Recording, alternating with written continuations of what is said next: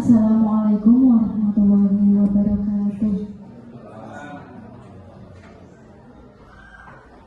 Yang terhormat Bu Puji Handayani selaku Kepala Sekolah SDN Sriwadari 1. Yang terhormat Bapak Ibu Guru Olahraga, dan yang terhormat pula teman-teman yang saya cintai, guru kelas dan guru PAI SDN Sriwadari 1. Pertama-tama marilah kita panjatkan puji syukur kehadirat Allah Subhanahu wa Ta'ala yang telah melimpahkan karunia dan hidayahnya sehingga pada hari ini kita dapat bertemu di dalam acara diseminasi budaya positif yang diadakan oleh CGP kita angkatan 10, yaitu Bu Anis Duyati, guru olahraga Kecamatan Jateng. Sebelumnya mari kita buka acara ini dengan bacaan basmalah bersama-sama.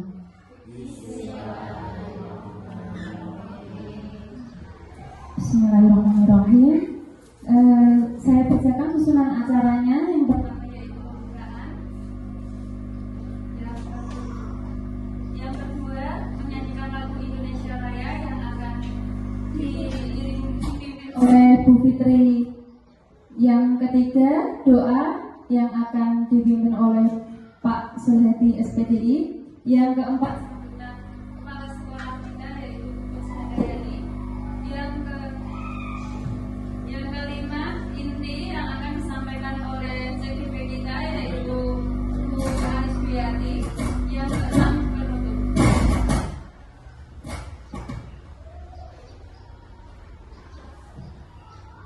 Acara selanjutnya yaitu menyanyikan Indonesia Raya yang akan dipimpin oleh Bu Eka Fitri Koreati.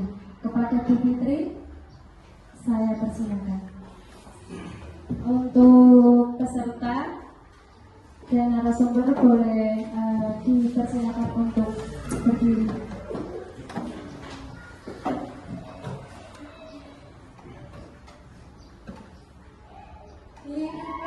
Indonesia Raya.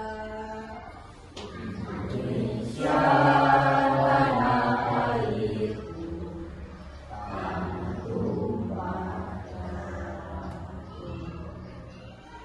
Di sana aku berdiri, jadi pandu hidupku. Indonesia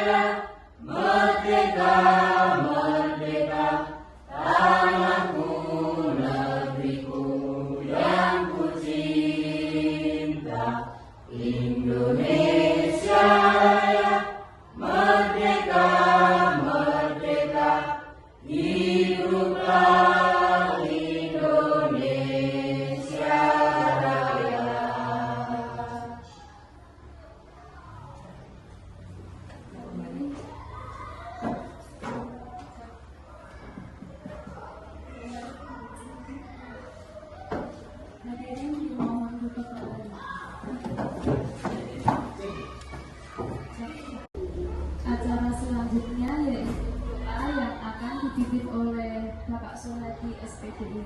Kepada Pak Sohadi kami persilakan.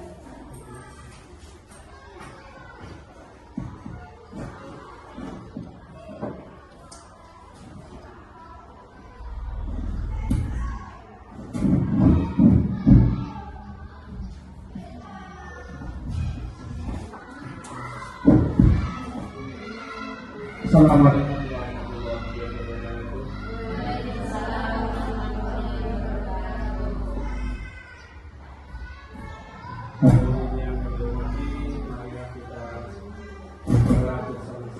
Semoga acara pada pagi ini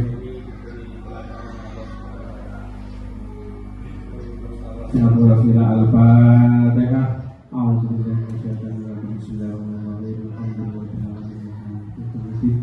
Iya dalam berdua ya karena saya bersurah seperti surah ini yang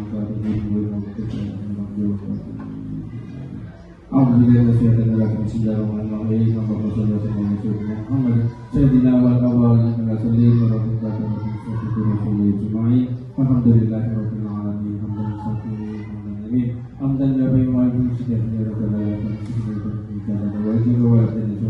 Allahumma shalli ala sayyidina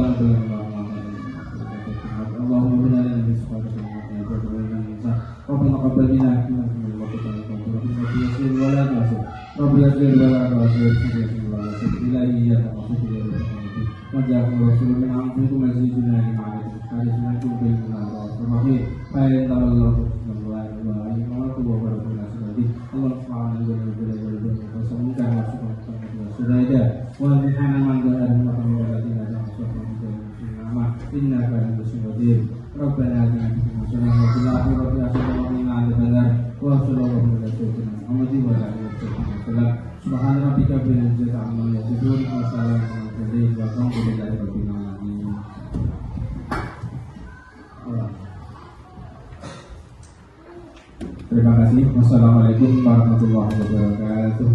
Waalaikumsalam warahmatullahi wabarakatuh.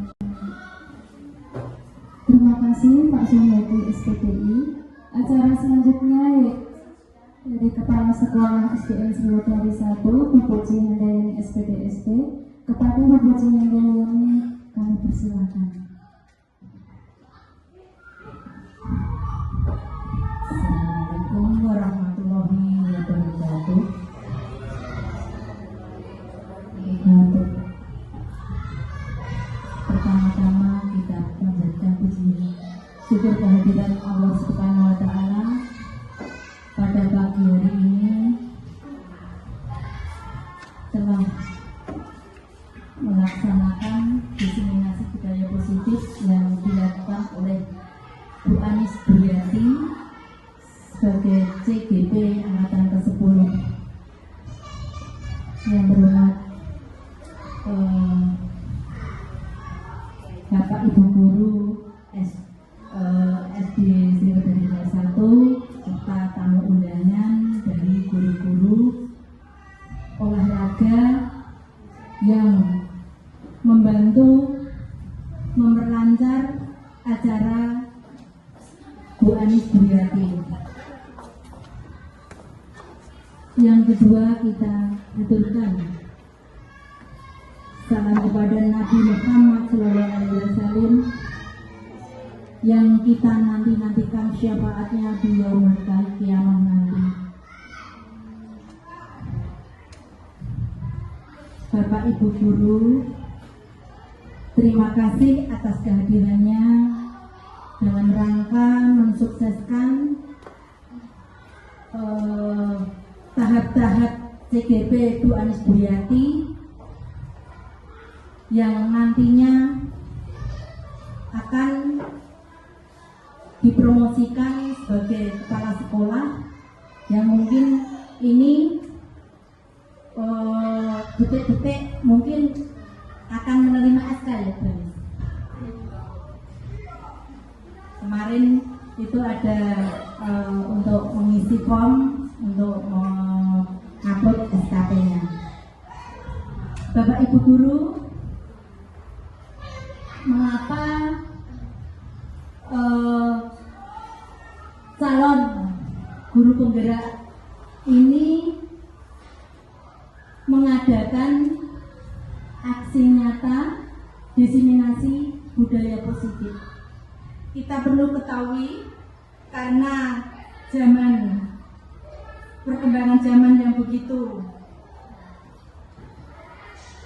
pesatnya, sehingga anak-anak kita itu menggunakan budget. Ya. Sekarang anak-anak itu tidak menghiraukan orang tua atau gurunya kalau diberi arahan jangan suka main HP. HP perlu kalau kita gunakan dengan yang sebaik-baiknya, mungkin seperti untuk pelajaran. Nah, mengapa diangkat diseminasi budaya positif? Karena budaya-budaya asing itu banyak sekali masuk ke Indonesia. Jadi anak-anak kita diharapkan untuk budaya positif yang berkarakter baik, sehingga anak-anak kita kalau kita terapkan di lingkungan sekolah kita, terapkan budaya positif dengan sopan santun terhadap guru-gurunya di rumah, terhadap orang tuanya, sehingga anak-anak kita terlatih. Jadi perlunya diseminasi budaya positif itu apa? Itu anak-anak biar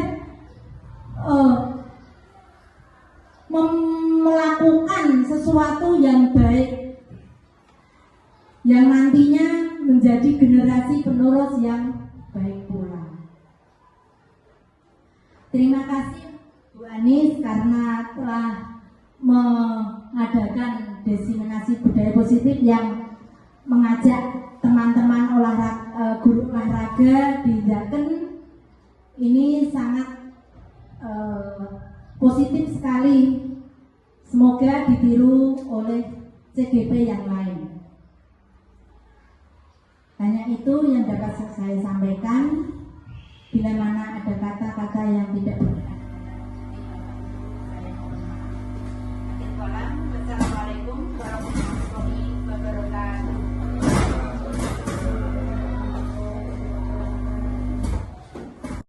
Acara selanjutnya yaitu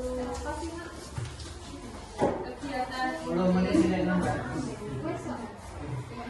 yang akan disampaikan oleh Bu Anis Duyati SPD. Kepada Bu Anis kami persilakan.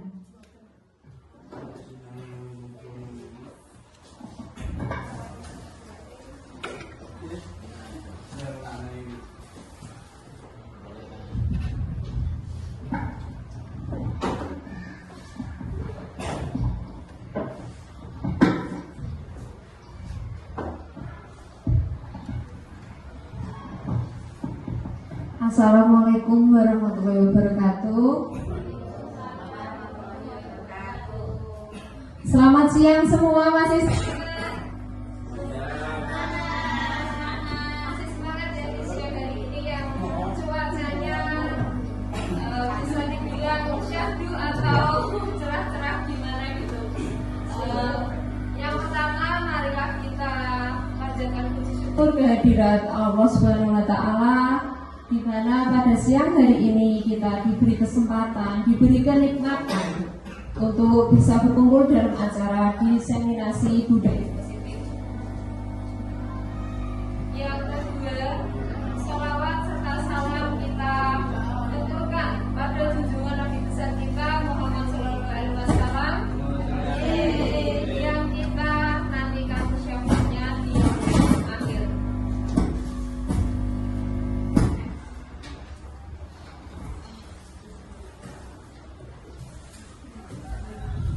Yang terhormat Ibu Puji Handayani selaku Kepala SDN Sriwedari 01. Yang terhormat Bapak Ibu Guru SDN Sriwedari 01. Yang terhormat Bapak Ibu Guru PJOK Kecamatan Jaken Kabupaten Pati.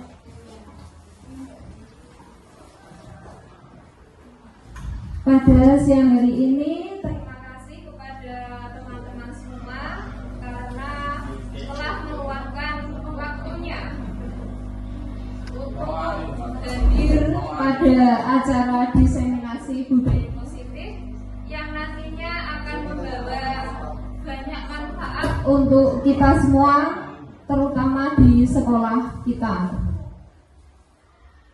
Kita lanjut ya. Diseminasi budaya positif bersama Anis di CGP Angkatan 10 dari SDN Sriwedari 01 Kabupaten Pati.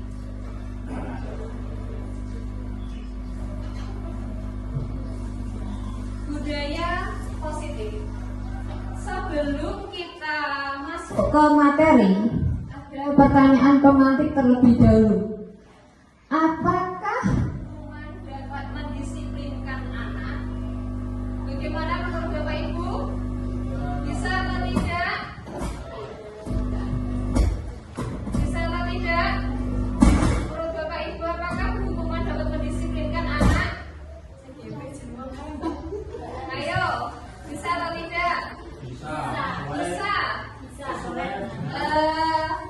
Ayo alasannya kenapa? Monggo Pak Wahyu. Sesuai dengan situasi dan kondisi lingkungan. Oke, Pak Wahyu luar biasa. Mendisiplinkan anak sesuai dengan situasi dan kondisi di sekolah. Tadi ada yang menjawab tidak. Alasannya kenapa? Oh ya, Beli. Karena anak-anak biasanya dengan hukuman akan semakin takut untuk didisiplinkan. Luar biasa, Bani. Berarti ada yang setuju, ada yang tidak setuju. Next, pemberian hukuman dengan hal positif seperti membaca, membersihkan halaman sekolah atau membuang sampah dapat mendisiplinkan anak. Bagaimana Bapak Ibu, setuju atau tidak? Setuju. Setuju. Ada yang tidak setuju? Alasannya kenapa? Mungkin ada alasan tertentu? Langsung ya.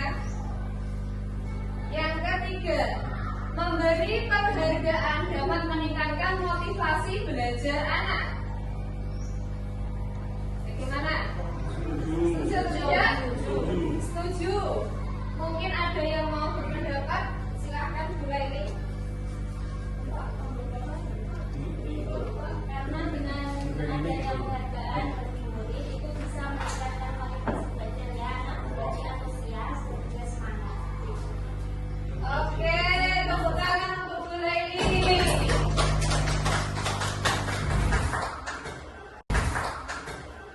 Sekarang makna disiplin. Dalam rangka menciptakan lingkungan positif, salah satu strategi yang perlu ditinjau kembali adalah penerapan disiplin, terutama di sekolah kita. Apakah sudah efektif Bapak Ibu penerapan disiplin di sekolah masing-masing? Apakah sudah efektif? Atau perlu ditinjau kembali? Sudah, tapi perlu ditinjau kembali. Oke, berarti masih perlu ditinjau kembali untuk menerapkan budaya positif. Jika ada kata disiplin, yang terbesit dalam benak Bapak Ibu itu apa sih? Datang tepat waktu. Datang tepat waktu. Yang lain? Menaati aturan. Apalagi? Mungkin ada yang lain?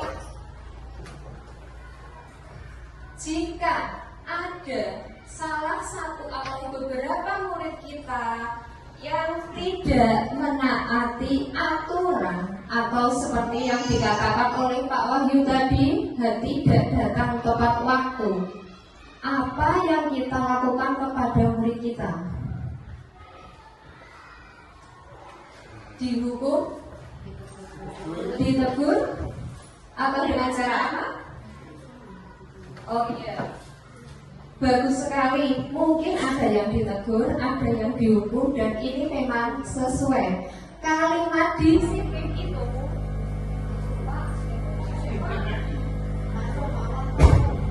seringkali dihubungkan dengan hukuman. Mungkin kita semua sudah terbiasa dengan budaya kita. Jika ada yang tidak taat dengan aturan, maka akan kita berikan hukuman kepada murid kita. Tetapi dalam disiplin positif itu tidak perlu, karena sangat berbeda antara disiplin dengan hukuman. Jadi dalam disiplin positif kita itu tidak harus memberi hukuman, bahkan jika perlu itu dihilangkan. Kenapa nanti kita ada diseminasi budaya positif? Dari latar belakang budaya sekolah itu yang merupakan elemen penting mempengaruhi segala aspek lingkungan pendidikan. Budaya positif itu kondisi di mana nilai, norma, perilaku mendukung pembelajaran, perkembangan sosial emosional, serta kesejahteraan semua anggota komunitas sekolah. Penerapan budaya positif memiliki dampak signifikan terhadap kualitas pendidikan dan perkembangan karakter murid. Terus apa itu budaya positif? Apa Bapak Ibu? Budaya positif itu apa? Kebiasaan yang Gimana Bulia? Kebiasaan yang baik. Kebiasaan yang baik. Mungkin ada lagi? Bapak Ibu yang lain? Budaya positif apa? Nah, budaya positif itu benar seperti yang dikatakan Bulia. Nilai-nilai atau keyakinan-keyakinan dari kebiasaan di sekolah yang berpihak pada murid, agar murid dapat berkembang menjadi pribadi yang kritis, penuh hormat, dan bertanggung jawab. Tentunya budaya positif itu menerapkan nilai-nilai kebajikan universal. Nah, untuk konsep-konsep intinya untuk menciptakan budaya positif nanti itu ada disiplin positif, motivasi perilaku manusia, kebutuhan dasar manusia, hukuman, penghargaan, konsekuensi, dan restitusi, keyakinan kelas atau sekolah, segitiga restitusi, dan posisi kontrol guru yang nanti kita akan bahas satu persatu. Sekarang makna disiplin. Dalam rangka menciptakan lingkungan positif, salah satu strategi yang perlu ditinjau kembali adalah penerapan disiplin terutama di sekolah kita. Apakah sudah efektif Bapak Ibu penerapan disiplin di sekolah masing-masing? Apakah sudah efektif? Atau perlu ditinjau kembali? Sudah, tapi perlu ditinjau kembali. Oke, berarti masih perlu ditinjau kembali untuk menerapkan budaya positif. Jika ada kata disiplin yang terbesit dalam benak Bapak Ibu itu apa sih? Datang tepat waktu. Datang tepat waktu. Yang lain? Menaati aturan. Apalagi? Mungkin ada yang lain?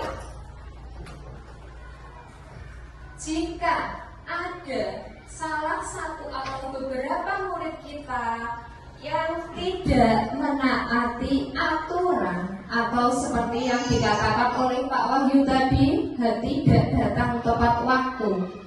Apa yang kita lakukan kepada murid kita? Dihukum, ditegur, atau dengan cara apa? Oh iya, bagus sekali. Mungkin ada yang ditegur, ada yang dihukum, dan ini memang sesuai. Kalimat disiplin itu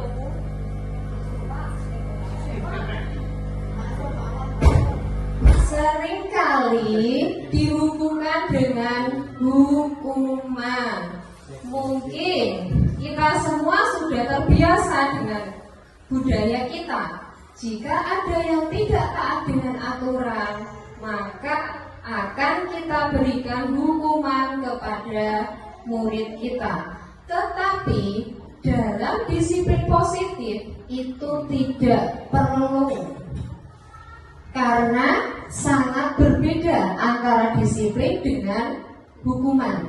Jadi dalam disiplin positif kita itu tidak harus memberi hukuman, bahkan jika perlu itu dihilangkan. Kenapa nanti kita ada diseminasi budaya positif?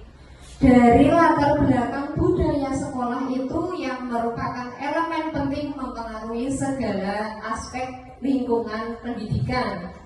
Budaya positif itu kondisi di mana nilai, norma, perilaku mendukung pembelajaran, perkembangan sosial, emosional, serta kesejahteraan semua anggota komunitas sekolah. Penerapan budaya positif memiliki dampak signifikan terhadap kualitas pendidikan dan perkembangan karakter murid. Terus apa itu budaya positif? Apa Bapak Ibu? Budaya positif itu apa? Kebiasaan yang Gimana Bu Lia? Kebiasaan yang baik. Kebiasaan yang baik. Mungkin ada lagi? Bapak Ibu yang lain? Budaya positif apa?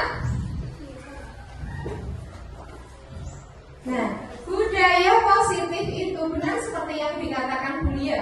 Nilai-nilai atau keyakinan-keyakinan dari kebiasaan di sekolah yang berpihak pada murid, agar murid dapat berkembang menjadi pribadi yang kritis, penuh hormat, dan bertanggung jawab. Tentunya budaya positif itu menerapkan nilai-nilai kebajikan universal. Nah, untuk konsep-konsep intinya untuk menciptakan budaya positif nanti itu ada disiplin positif, motivasi perilaku manusia, kebutuhan dasar manusia, hukuman, penghargaan konsekuensi dan restitusi, keyakinan kelas atau sekolah, segitiga restitusi, dan posisi kontrol guru yang nanti kita akan bahas satu persatu. Nah, sekarang sebelum kita masuk ke disiplin positif, mohon untuk Bapak Ibu berdiri dulu. Kita cobalah buka. Nah, di sini kita tentukan saja ya, yang sebelah kanan atau sebelah timur itu sebagai A dan sebelah kiri itu sebagai B. Dan tugasnya adalah mengepalkan tangan Anda dan bayangkan dalam tangan tersebut adalah sesuatu yang sangat berharga. Terus tugas yang B adalah mencoba dengan segala cara untuk membuka kepala tangan tersebut. Boleh dengan cara membujuk, menghardik, mengintimidasi, memarahi, menggoda, menggelitik, atau bahkan menawari Anda sesuatu agar bersedia membuka kepala tangan. Monggo Bapak Ibu dimohon untuk berdiri dulu. Dilakukan secara bergantian. Berarti untuk yang A Yang A itu sebelah kanan ya, yang sebelah timur ya. Mengepal dulu. Terus yang B ngerayu. Ayo, yang B terus ngerayu. Waktunya 30 detik saja. Bisa dimulai dari sekarang. Ayo, digenggam, tangannya digenggam. Tangannya digenggam, terus dirayu. Boleh nggak itu? Boleh dikritik, boleh apa aja, boleh diintimidasi.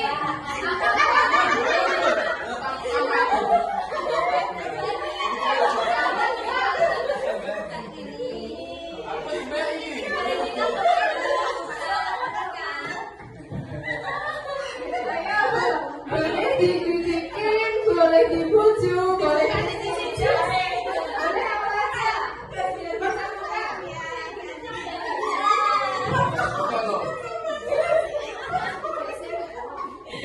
Sudah cukup. Sekarang bergantian. Sekarang yang B, yang dipaksa atau dibujuk, diintimidasi, dimarahi, apapun boleh agar bisa terbuka.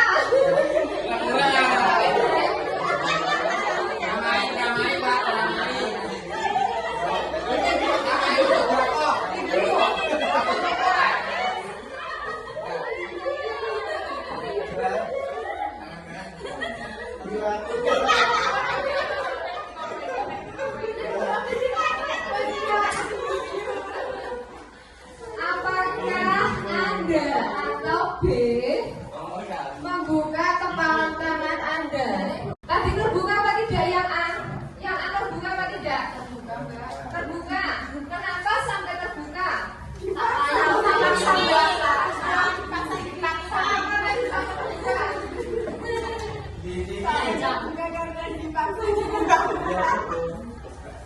Karena dipaksa. Oke. Ada yang lain atau yang belum terbuka? Yang belum terbuka mungkin ada. Siapa yang belum terbuka tadi? Yang nggak bisa buka? Sampai sudah. Buka. Baik, tadi tolong.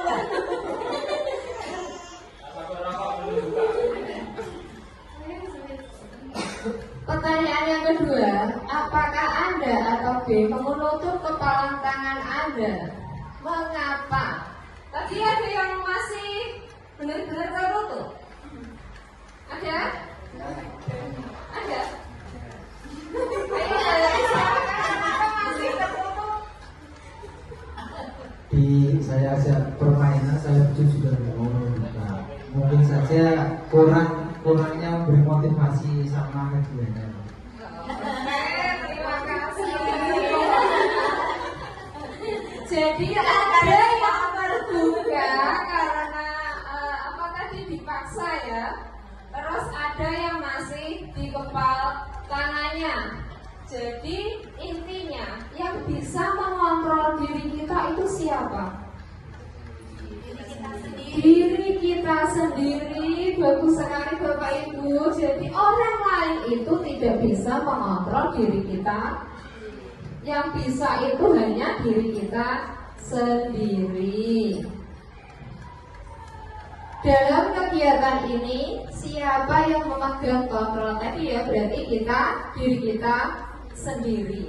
Orang lain tidak bisa mengontrol kita. Jadi yang bisa adalah diri kita sendiri. Nah, untuk menerapkan budaya positif itu harus ada perubahan paradigma, terutama berpihak pada murid, karena filosofi pendidikan Ki Hajar Dewantara bahwa pendidikan itu bukan tabula rasa. Pendidikan itu sesuai kodrat alam dan kodrat zaman. Pendidikan itu menuntun, bukan menuntut. Jadi kita itu diharapkan bisa menuntun murid sesuai dengan kodrat alam dan kodrat zamannya.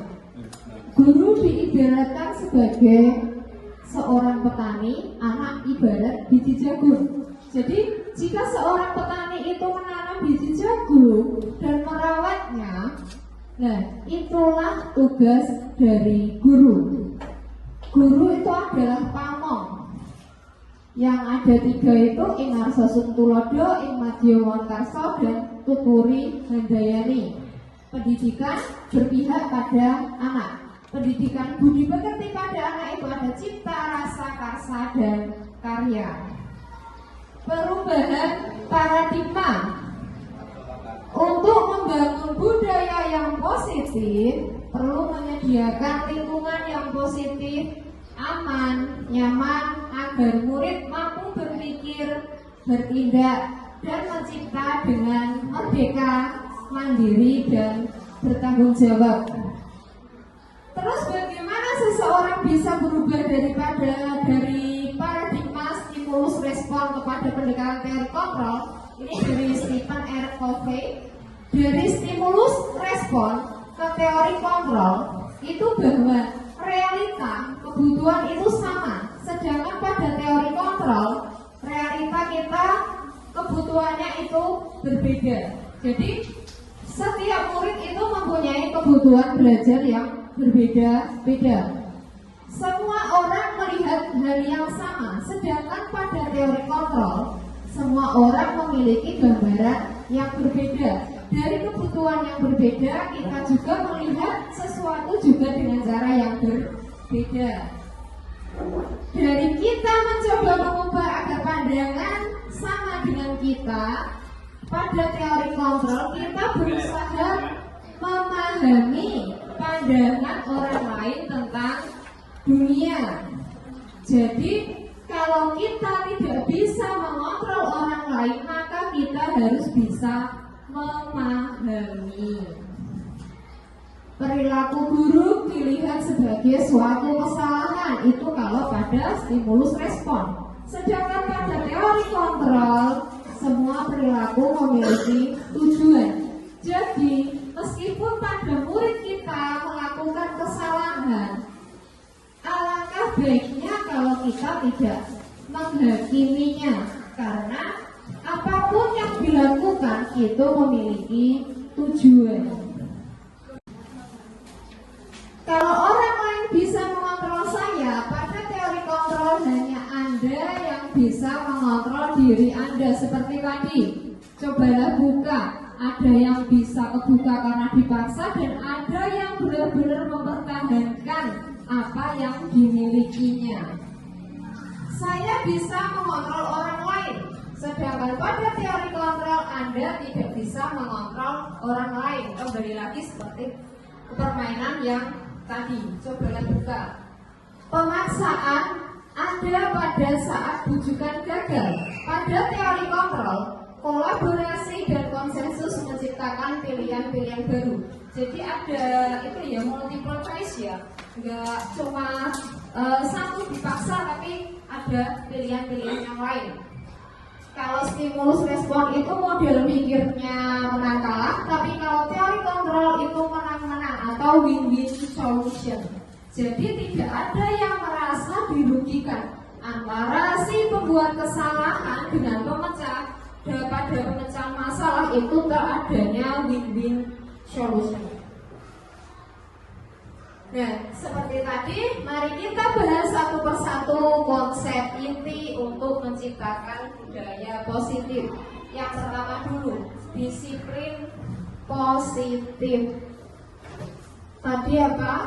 Yang terbayang pada benak kita tadi sudah sempat kita bahas di awal ya. Kalau ada kata disiplin, apa yang tadi ada benak? Yang ada benak dengan aturan, hukuman ya. Kata tata tertib, kepatuhan dihubungkan dengan hukuman, dan itu sangat berbeda dari disiplin positif. Karena disiplin positif tidak harus atau jika perlu tidak perlu menggunakan menegakkan hukuman.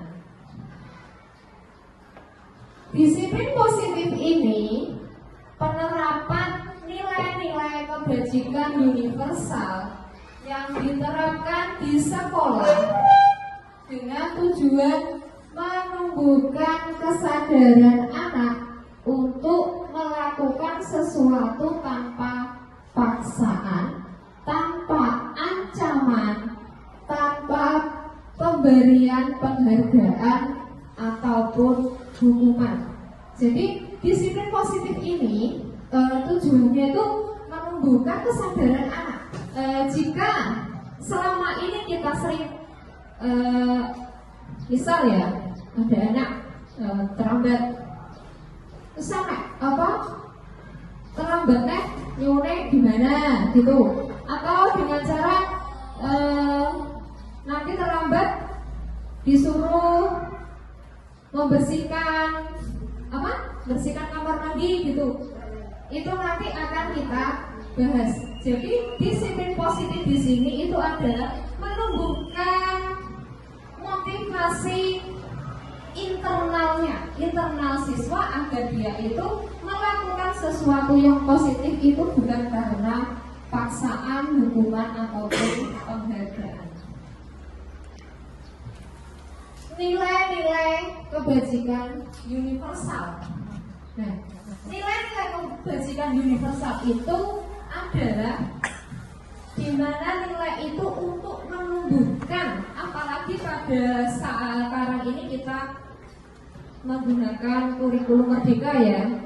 Jadi nilai-nilai kebajikan universal itu nanti akan menjadikan siswa kita untuk menjadi pelajar yang berkarakter pelajar profil Pancasila, di mana ada 6 dimensi. Yang pertama, beriman dan bertakwa kepada Tuhan Yang Maha Esa dan berakhlak mulia, mandiri, bernalar kritis, kreatif, bergotong royong, dan berkebinekaan global. Kalau tadi yang pertama kita bahas tentang disiplin positif, yang kedua itu adalah motivasi perilaku manusia. Ada 2 motivasi, yaitu motivasi eksternal dan motivasi internal. Motivasi eksternal. Nah, kenapa motivasi eksternal itu? Yang pertama, untuk menghindari ketidaknyamanan karena hukuman. Misal, murid kita, aku tidak dihukum sama Bu Ririn, aku tak garap PR, seperti itu ya contohnya. Berarti untuk menghindari apa? Hukuman. Aku tak makan isu, ben gak telat, ben gak dihukum Bu Fitri. Nah, itu merupakan contoh dari motivasi eksternal. Terus ada lagi motivasi eksternal itu untuk mendapatkan imbalan atau hadiah. Mungkin ada yang bisa mencontohkan bagaimana? Kuliah motivasi eksternal biar dapat hadiah. Contoh.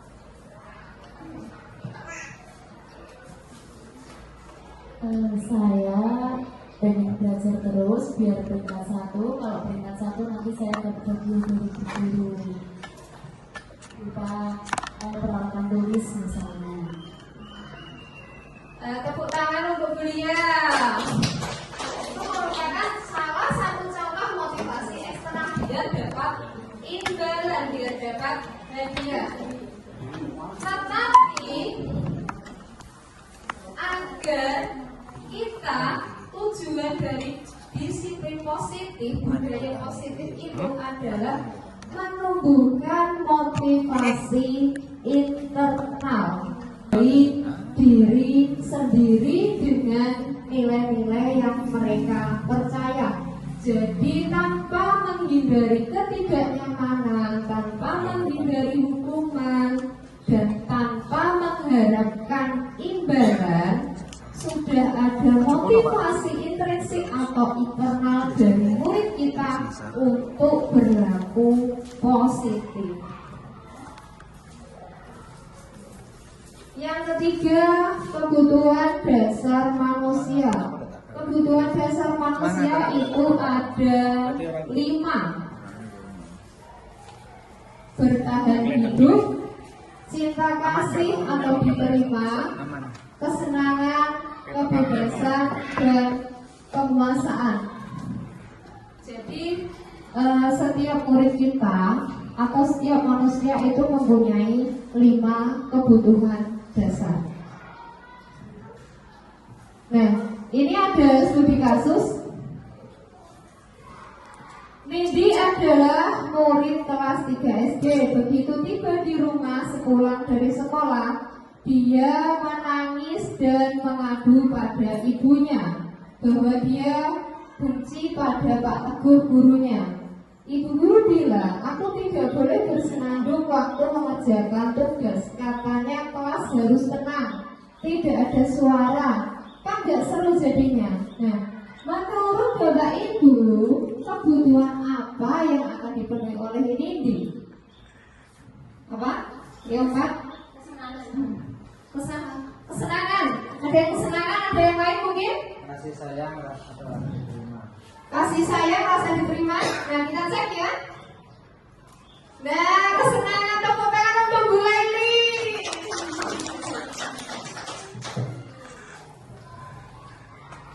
Masuk yang keempat yaitu hukuman, penghargaan, konsekuensi, dan restitusi.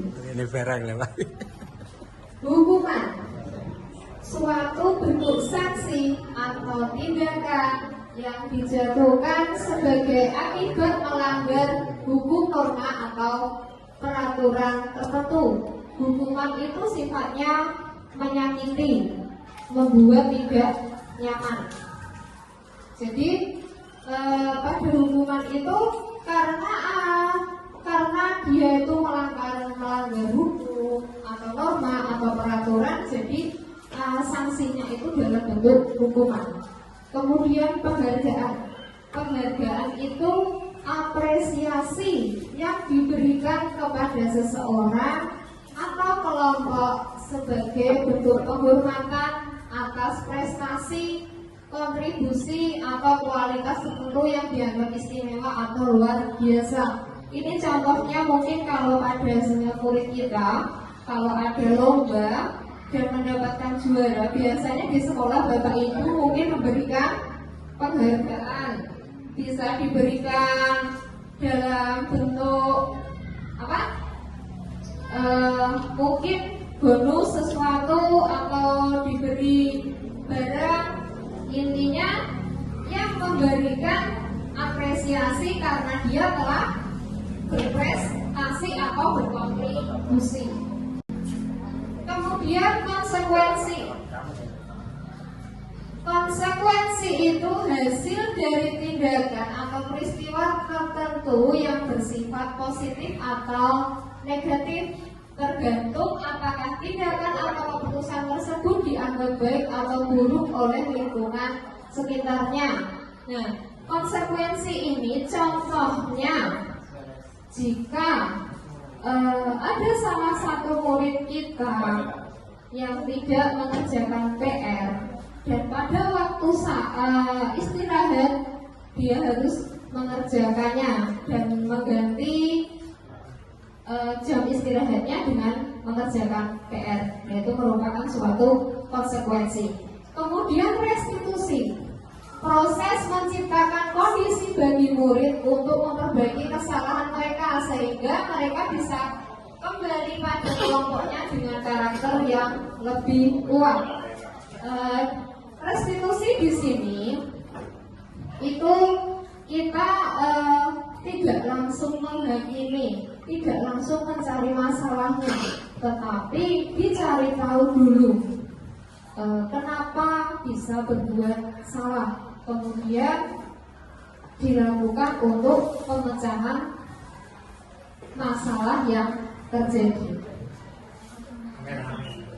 Nah, ini antara hukuman dengan konsekuensi.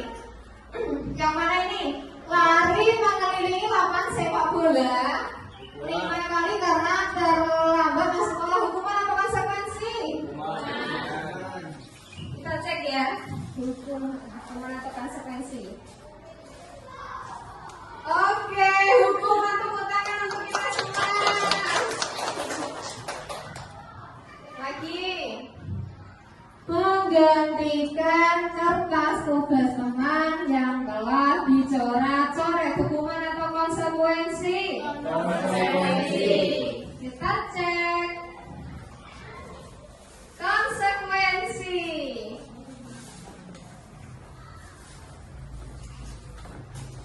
Membersihkan tumpahan air di meja karena tersenggol saat belajar, hukuman atau konsekuensi? Konsekuensi. Cek lagi ya. Konsekuensi. Wah, pinter-pinter kabeh. Yes. Lanjut. Murid disuruh membersihkan kamar mandi karena berbuat onar, hukuman atau konsekuensi? Hukuman. Ayo coba kita cek. Hukuman. Nah, benar semua ya Bapak Ibu? Iya. Lari mengelilingi lapangan 5 kali karena terlambat belajar PJOK. Ayo yang Bapak Ibu guru PJOK, hukuman atau konsekuensi ini? Hukuman atau konsekuensi? Kita cek ya. Konsekuensi. Masalahnya kan minggone orang konsekuensi. Ya, kenapa ayo? Itu kan karena itu di pembelajaran PJOK. Kalau di pembelajaran guru kelas itu mungkin hukuman. Iya. Kayaknya gitu. Tepuk tangan untuk Bapak Anies Apaan. Benar sekali, kenapa kok konsekuensi? Padahal tadi yang pertama sama-sama larinya karena terlambat sekolah itu hukuman, lagi kok konsekuensi. Kenapa? Karena sesuai dengan pembelajaran yang dilakukan. Ada lagi, membersihkan kamar mandi sekolah karena mematahkan pensil teman. Hukuman. Nah, mengganti ya konsekuensi. Kita cek ya. Hukuman. Hukuman. Wah, pinter-pinter banget nih Bapak Ibu. Hukuman dan konsekuensi itu, kalau hukuman bersifat tidak terencana atau tiba-tiba dan murid itu tidak dilibatkan. Kenapa tidak dilibatkan? Ada yang baru. Anak sekarang. Ya. Oke, boleh. Gimana? Anak sekarang. Kalau jenengan kasihkan hukuman itu malah tidak mau. Misalnya gini. Sapa cah sing ndarahi iki? Gak ono sing ngadong, tapi sapa cah sing ndarahi iki mongko tak wenehi duit pun tak ada. Itu hukuman atau penghargaan? Itu trik juga. Nah, itu seperti tadi yang kita bahas ya. Kalau ada yang mengakui berbuat kesalahan karena suatu penghargaan, suatu hadiah, itu termasuk motivasi apa tadi? Eksternal. Benar sekali Bu Leli. Karena dia itu mau berbuat baik atau mengakui kesalahannya karena adanya penghargaan. Jadi di sini kita dalam penerapan budaya positif sekolah itu bagaimana tentang menumbuhkan motivasi internal pada murid kita. Sedangkan disiplin konsekuensi itu sudah terencana, sudah disepakati atau sudah dibahas dan disetujui oleh murid, guru, Karena dalam menggunakan, jika kita menggunakan penghargaan, maka akan bergantung pada penghargaan yang kita berikan. Seperti tadi yang dibahas oleh Bapak Ali Safaat, benar sekali. Jika ada penghargaan, mau mengakui kesalahannya. Tetapi jika tidak diberi penghargaan, maka tidak mau mengakui kesalahannya. Dan itulah pentingnya nanti kita menumbuhkan budaya positif, terutama menumbuhkan motivasi internal pada murid kita. Dari hukuman, konsekuensi, maka untuk menumbuhkan motivasi internal kita menggunakan restitusi. Apa itu restitusi? Restitusi itu menciptakan kondisi bagi murid untuk memperbaiki kesalahan mereka sehingga mereka bisa kembali pada kelompok mereka dengan karakter yang lebih kuat. Karena pada restitusi ini kita tidak menghakimi murid. Nanti akan kita bahas bagaimana penerapan restitusi. Itu menurut Gosen 2004. Ciri-ciri restitusi bukan menebus kesalahan, tapi belajar dari kesalahan. Memperbaiki hubungan. Hubungan apa ini? Hubungan apa ini yang dimaksud? Hubungan apa? Hubungan antar teman di mana dalam restitusi ini jika berbuat kesalahan kita tidak langsung menyalahkan, tetapi mencari tahu dulu, menstabilkan dulu, baru memecahkan masalah. Restitusi itu tawaran, bukan paksaan. Jadi seperti ini, kamu salah, kamu ikut dulu aku. Misal, aku terlambat bu, wes kono, ayo langsung lari, putar lapangan, atau gimana gitu, atau membersihkan kamar mandi. Nah, itu kan termasuk memaksa. Tetapi dalam restitusi dia menawarkan, kamu terlambat, sebaiknya bagaimana?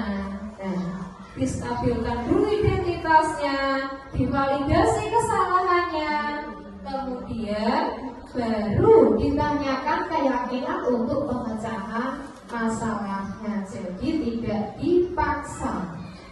Restitusi menuntut untuk melihat ke dalam diri. Restitusi mencari kebutuhan dasar yang mendasari tindakan. Butuhnya apa? Contoh, misal pelajar, dia merebut bekal temannya. Kenapa kok direbut?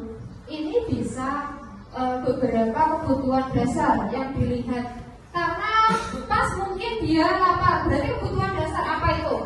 Survival, kebutuhan hidup, kesenangan, atau kebebasan, atau apa? Kalau dia lapar, kalau Fajar lapar merebut bekal temannya, itu kebutuhan apa? Kebutuhan bertahan hidup, kasih sayang, kesenangan, penguasaan. Ayo Bu Lilis. Kebutuhan termasuk kebutuhan hidup. Iya, bertahan hidup. Kenapa bertahan hidup? Alasannya apa? Alasannya agar dia mempunyai tenaga, kehidupan dan lain-lain. Oke, tepuk tangan untuk Bu Lilis. Kenapa kalau lapar dia merebut bekal temannya termasuk kebutuhan bertahan hidup?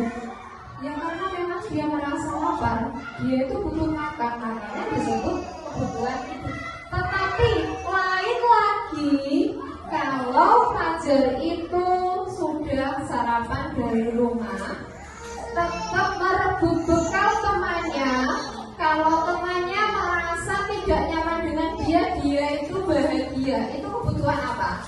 Bertahan hidup, kesenangan, kasih sayang, kebebasan, atau penguasaan? Apa? Kesenangan. Ya benar sekali Mas Imam. Karena apa? Nek koncone tidak nyaman dengan dia merasa bahagia. Dan itu kenapa restitusi itu harus mencari kebutuhan dasar dulu dengan tindakan yang dilakukan. Restitusi diri adalah cara yang paling baik. Restitusi fokus pada karakter. Jadi pada karakternya, bukan pada tindakannya. Restitusi juga fokus pada solusi. Bukan menghakimi karena kesalahannya, tetapi mencari solusi atas kesalahan yang dilakukan. Restitusi itu mengembalikan murid yang berbuat salah kepada kelompoknya dengan karakter yang lebih kuat. Jadi setelah dia memecahkan masalahnya, kembali lagi ke kelompoknya, tetapi karakternya lebih kuat karena dia sudah bisa memecahkan masalahnya sendiri. Nah, ini perbedaan hubungan konsekuensi dan restitusi, identitas gagal dan identitas sukses. Kita lanjut ya. Jadi hukuman, konsekuensi, dan restitusi itu, kalau hukuman itu merupakan identitas yang gagal. Kenapa disebut gagal? Karena hukuman itu menyakitkan. Sedangkan pada posisi netralnya, yang identitas sukses itu ada konsekuensi, karena konsekuensi itu sudah terjadi kesepakatan. Kalau restitusi itu merupakan yang positif, identitas sukses yang positif, karena restitusi itu menerapkan pilihan, jadi tidak langsung dihakimi, tetapi dicari tahu dulu, kemudian ditawarkan, baru yang pembuat kesalahan itu akan memilih atau memecahkan masalahnya sendiri. Karena sudah siang, kita ice breaking dulu ya, biar tetap semangat karena ini masih lanjut, masih lumayan. Monggo Bapak Ibu, untuk HP-nya diletakkan dulu. Kita berdiri sebentar.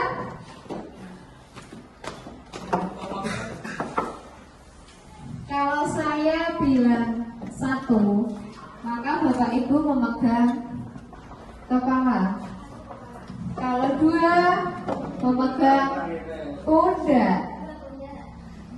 Kalau 3, menyilangkan tangan di depan dada. Kalau 4, memegang pinggang. Yuk coba dulu. 1, 2, 3, 4, 3. Ayo 3 gimana? Ayo 3 gimana? 1, 3, 4, 2, 1, 2, 2, 3, 1, 3, 4, 2, 1. Oke, tepuk tangan.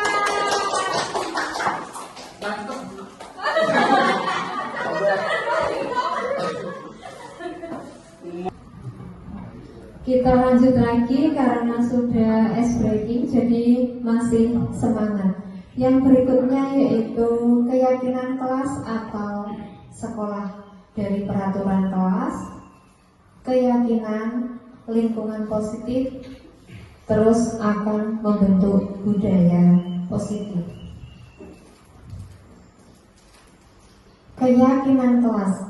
Keyakinan kelas itu merupakan nilai-nilai kebajikan atau prinsip-prinsip universal yang disepakati bersama secara universal, lepas dari latar belakang suku, negara, bahasa maupun agama.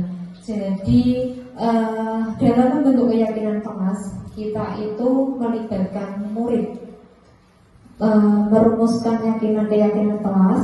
Murid itu disuruh untuk menuliskan sesuatu yang positif. Jadi tidak boleh menggunakan kata jangan. Contoh, saling menghargai, saling menyayangi, datang tepat waktu. Nah, dari tulisan-tulisan murid kita nanti kita ambil, kita tinjau kembali, dan kita sepakati bersama untuk menjadi keyakinan kelas yang nantinya akan kita patuhi bersama. Peraturan atau keyakinan kelas. Kenapa dinamakan keyakinan kelas? Kenapa bukan peraturan? Mungkin ada yang mau berpendapat. Monggo kuliah. Ini menurut saya ya, kenapa tidak peraturan, kenapa keyakinan kelas? Karena pembentukan keyakinan kelas itu sendiri atau adanya keyakinan kelas itu dari diskusi antara guru dengan murid-muridnya, dan diskusi tersebut disepakati atau disetujui oleh semua yang ada di kelas. Misalkan kelas 1 kemarin kan kita membuat keyakinan kelas. Nah, kita diskusi dulu apa saja yang harus kita tulis, yang harus kita harus kita laksanakan. Itu hal-hal yang positif ya. Nanti kemudian ditulis. Nah, di antara tulisan-tulisan tadi yang baik-baik seperti menerapkan 4 kata ajaib dan lain sebagainya, itu nanti dipilih beberapa untuk dijadikan panduan di kelas gitu. Kemudian setelah itu kita setujui bersama antara guru dengan siswanya, dengan muridnya gitu. Kemudian nanti keyakinan kelas itu ditempel di kelas dan harus dilaksanakan anak-anak ngoten. Terima kasih, tepuk tangan untuk kuliah. Benar sekali, kenapa keyakinan kelas bukan peraturan? Kalau peraturan kita yang membuat tanpa melibatkan murid, sedangkan keyakinan kelas itu kita melibatkan murid. Jadi dari murid akan kembali ke murid sendiri tentang keyakinannya, apa keyakinannya dari hal-hal positif tersebut, maka secara tidak langsung murid akan meyakini dengan apa yang telah disepakati. Posisi kontrol guru. Posisi kontrol guru di mana kita selama ini itu ada 5 posisi kontrol. Sebagai penghukum, pembuat rasa bersalah, teman, pemantau, atau manajer. Nah, selama ini mungkin saya sendiri dan Bapak Ibu guru semua sering menerapkan yang penghukum atau pembuat rasa bersalah atau yang teman. Yang lebih sering mana? Yang kita dari kelima itu. Misal ada murid tidak mengerjakan PR, terus dikasih hukuman. Terus misal ada murid datang terlambat, dibuat rasa bersalah. Contohnya seperti ini. Kalau membuat rasa bersalah, misal Dodi, kok kamu telat lagi? Kamu nggak kasihan sama ibu? Nanti ibu bisa ditegur oleh kepala sekolah. Nah, itu secara tidak langsung kita membuat murid itu akan merasa bersalah. Oh iya, karena dari kesalahanku maka ibu guruku nanti akan ditegur oleh kepala sekolah. Terus sebagai teman, contohnya seperti ini. Dalam pembelajaran semuanya ada tugas ya dari Bapak Ibu guru masing-masing. ketika ada salah satu murid yang dia tidak segera mengerjakan atau bermalas-malasan, ya, kita itu menegur, tapi menegurnya itu dengan cara yang bercanda. Seperti saya yakin Bapak Ibu semua pernah menerapkan, ayo segera kerjakan, sambil nada-nadanya ketawa. Nah, itu sebagai teman. Sedangkan sebagai pemantau itu nada yang kita terapkan itu nadanya yang datar. Jadi mungkin salah satu dari murid kita buat kesalahan dan kita mengembalikan lagi konsekuensi apa dari kesalahan yang dibuat oleh murid kita tersebut. Nah, itu kita berada di posisi pemantau. Sedangkan di posisi manajer, dengan posisi manajer itu kita menerapkannya dengan segitiga restitusi. Jadi setelah ini nanti kita akan bahas segitiga restitusi. Jadi pada kontrol manajer itu kita menstabilkan identitas siswa kita yang berbuat kesalahan, memvalidasi tindakannya dengan memperhatikan 5 kebutuhan dasar tadi. Alasannya kenapa kok sampai berbuat seperti itu, terus menanyakan keyakinan kelas. Jadi keyakinan kelas yang sudah disepakati apa, ditunjukkan. Kalau sudah yakin, kenapa dilanggar? Kalau dilanggar, terus bagaimana pemecahannya? Kita kembalikan lagi kepada murid dengan tawaran. Bagaimana pemecahannya? Bagaimana nanti kamu sudah berbuat salah seperti ini? Bagaimana kamu nanti memperbaikinya? Nah, itu kita memposisikan diri sebagai control manager. Nah, ini dari tabel-tabel ini,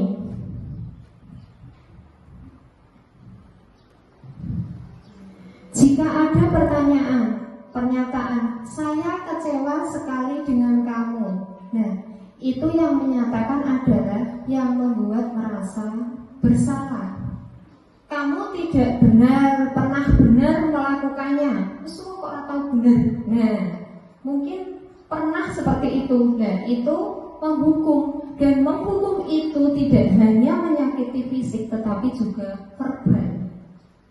Ayolah lakukan demi ibu. Nah, itu posisi kita pada teman. Terus, apakah kamu mau mendapat stiker bintang hari ini? Karena mau dapat penghargaan, jadi posisinya pemantau. Bagaimana bisa menyelesaikan masalah ini? Nah, menawarkan. Ini pertanyaan menawarkan. Jadi posisi kita berada pada apa? Kalau menawarkan, manajer. Kamu selalu yang paling terakhir. Nah, ini merupakan posisi penghukum. Nah, dari kita untuk menyelesaikan masalah-masalah pada murid, kita menerapkan segitiga restitusi. Apa itu segitiga restitusi? Tahapan tindakan yang dilakukan oleh guru untuk membangun siswa menaati kesepakatan kelas yang telah ditetapkan dan mengakui secara sadar dan terbuka ketika melakukan kesalahan serta merasakan kenyamanan ketika sudah berperilaku jujur. Jadi siswa itu meskipun dia salah, tetapi dia itu dibawa kepada keyakinan kelasnya tadi, disestabilkan dulu identitasnya, divalidasi tindakan kesalahannya, kemudian apa ditawarkan dari keyakinan kelas yang telah disepakati, kemudian dia sendiri yang akan memilih bagaimana memecahkan masalah yang telah diperbuatnya. Nah, ini segitiga restitusi. Tahap yang pertama itu menstabilkan identitas. Jadi pertanyaannya itu, setiap orang pasti pernah melakukan kesalahan. Bukan dia sendiri, jadi dia bukan merasa gagal. Dalam segitiga restitusi, itu distabilkan identitasnya, kemudian validasi tindakan yang salah. Pasti kembali lagi tadi, setiap orang dalam posisi kontrol itu pasti ada tujuan dari tindakan yang dilakukan. Jadi dia salah itu pasti ada tujuannya. Kemudian menanyakan keyakinan. Nah, menanyakan keyakinan kelas yang telah disepakati, karena sebelumnya telah menyepakati keyakinan secara bersama. Jadi kalau dia melakukan kesalahan, maka akan teringat dengan keyakinan kelas yang telah disepakati. Kemudian dia ditawarkan untuk bisa memecahkan masalah dari yang diperbuat murid itu sendiri. Jadi dikasih pilihan. Ini adalah contoh segitiga restitusi.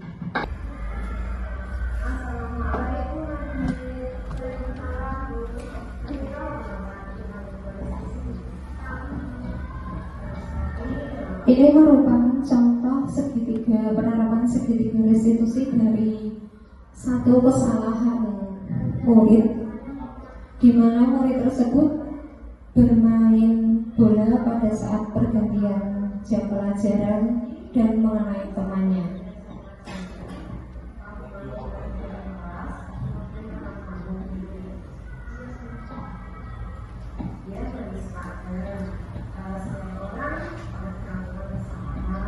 Nah, ini setiap orang pernah melakukan kesalahan, itu berarti menstabilkan identitas.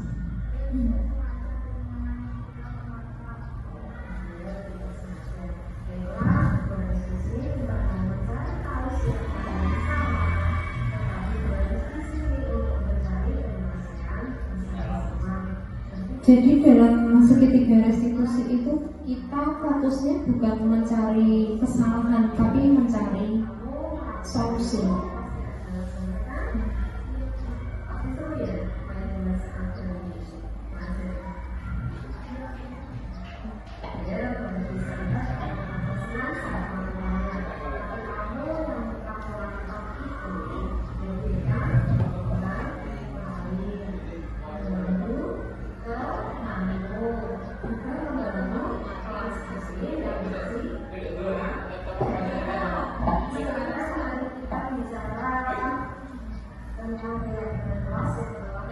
Ini sudah masuk pada menanyakan keyakinan kelas.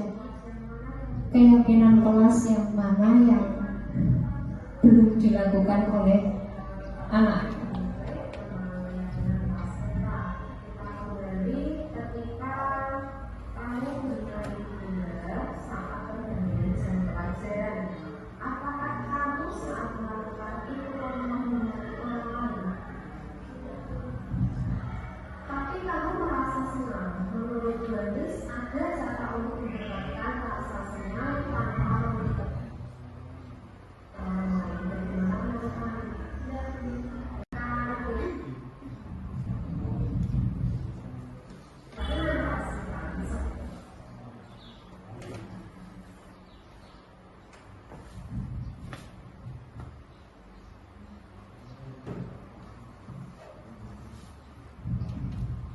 Jika sudah menanyakan keyakinan kelas, maka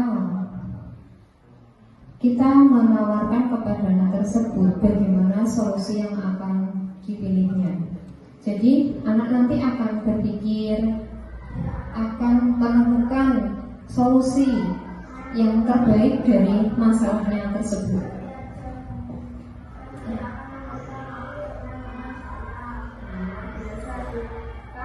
Dari motivasi internalnya, anak sudah bisa bagaimana cara memecahkan terhadap masalahnya sendiri.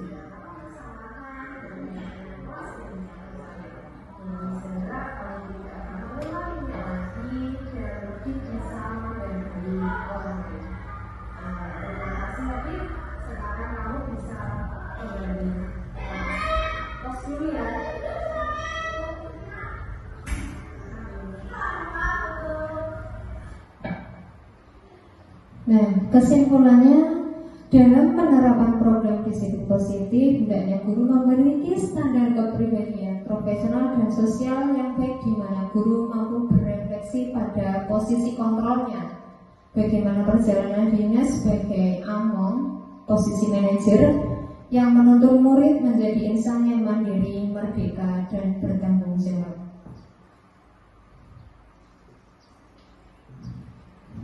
Kita refleksi sebentar, apa yang Bapak Ibu guru rasakan setelah mengikuti diseminasi hari ini? Hal baik apa yang sudah didapatkan hari ini? Dan nanti kita gunakan post-it ya untuk menulisnya, kemudian kita bisa nanti ditempel ke depan.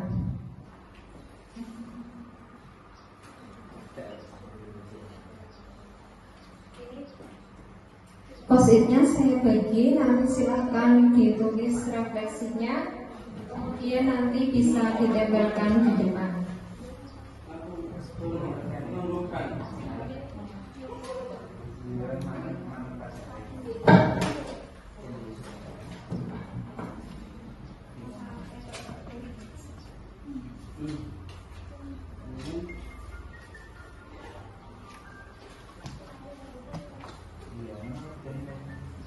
Setelah menulis refleksi, monggo Bapak Ibu untuk menempelkan di depan. Langsung tempelkan saja nih. Itu post-itnya ada perekatnya, jadi tinggal nempel saja.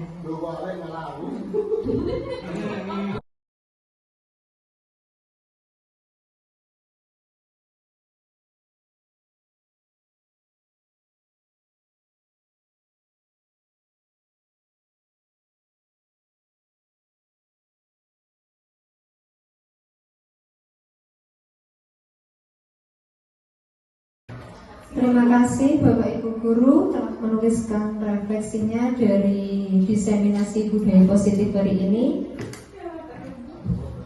Jadi pendidikan adalah paspor masa depan dan guru adalah pemandu dalam perjalanannya. Terima kasih Bapak Ibu telah mengikuti diseminasi budaya positif sampai selesai. Semoga ilmunya bermanfaat. Billahi taufiq wal hidayah. Wassalamualaikum warahmatullahi wabarakatuh. Demikian presentasi dari CGP kami, Bu Anis Dumiati SPD, tentang diseminasi budaya positif di SDN dari 1. Semoga dengan mengikuti kegiatan ini kita menjadi guru yang lebih profesional lagi dalam menangani anak-anak ketika mendapatkan atau menghadapi suatu problem, dan kita juga dapat langsung menyimpulkan kita harus bagaimana atau mendapatkan solusi bagaimana cara menangani anak tersebut. Sekian dari saya. Wassalamualaikum warahmatullahi wabarakatuh. Assalamualaikum warahmatullahi wabarakatuh. Saya Bu Pujiandayani, SPD SD, Kepala Sekolah dari CGP Angkatan 10, Bu Anis Dumiati, akan memberi tanggapan tentang diseminasi budaya positif di sekolah. Sangat bagus sekali penyampaiannya, dan mudah-mudahan dengan disiplin positif ini anak-anak dapat memberi atau menerapkan, mengaplikasikan dalam kehidupan sehari-hari suatu kekuatan yang positif di sekolah. Mengapa?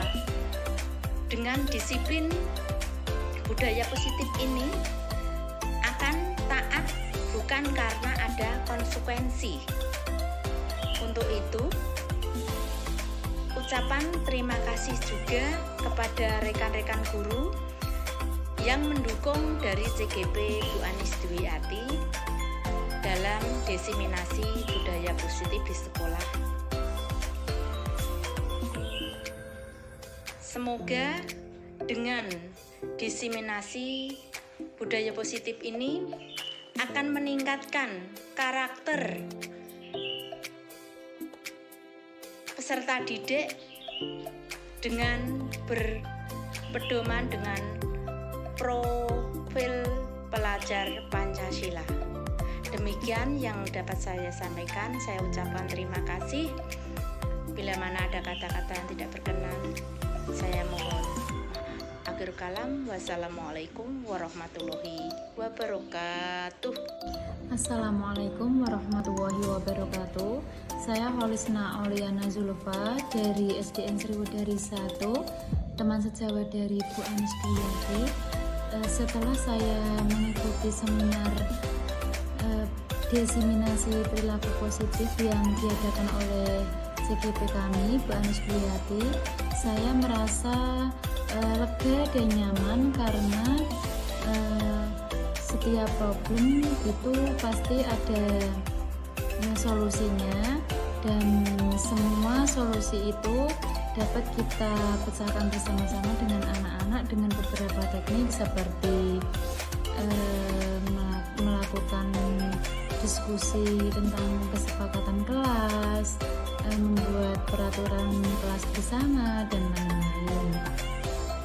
Dengan mengikuti kegiatan diseminasi ini, saya menjadi sangat paham bahwa kita sebagai pendidik sangat berperan penting untuk membangun karakter siswa.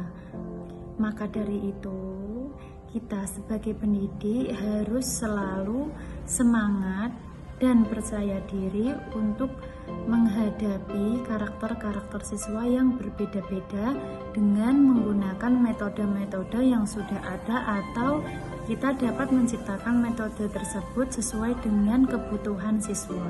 Sekian dari saya, semoga Bu Anis lancar CGP-nya dan selalu mengimbaskan kepada kami guru-guru atau teman-teman di SDN Sriwedari 1 apapun ilmu yang didapat dari kegiatan CGP-nya.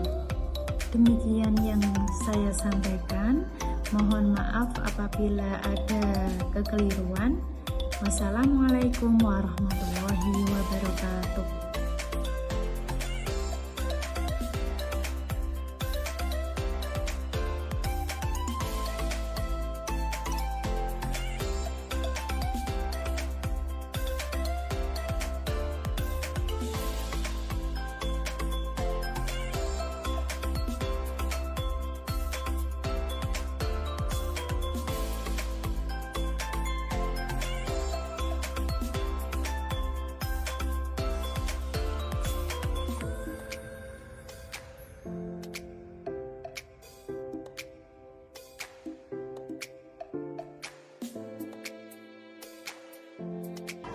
Selamat pagi semua.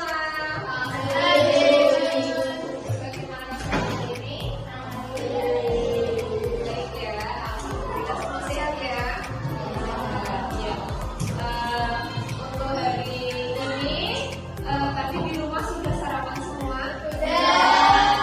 Minum manis semua? Sudah. Gigi? Sudah. Sekarang seperti biasa.